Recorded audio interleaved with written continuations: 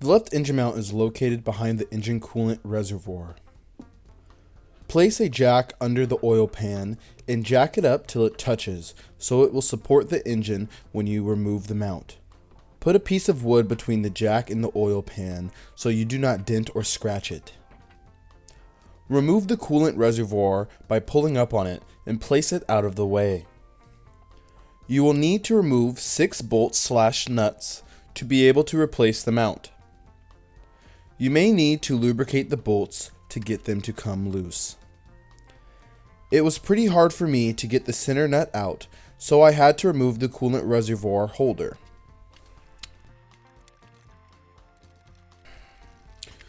Once you remove the holder, you can just unscrew the bolts. You may have to mess around with the jack height to get the mount to come free. Just take your time, and once the engine is in the right position, the mount will come out. I suggest pulling on the pin while moving the jack up and down so you can feel which way is making it come loose. Once the center bolt comes loose, do not move the jack unless you have to. I also might suggest removing the center pin first and then removing the other bolts. It might be easier. I just did it in reverse. Make sure to pay attention to the arrows on the rubber things and install them the correct way on the new mount. Also remove the roll dampener and install it on the new mount. Hopefully you didn't have to move the jack and the center pin should go right in.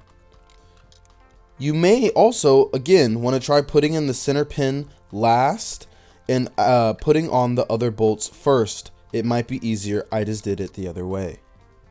You may have to play with the jack height to get the other pins to slide into the mount. Once you get it in the right spot and there's no gaps between the mount and the block, tighten everything down and you're done.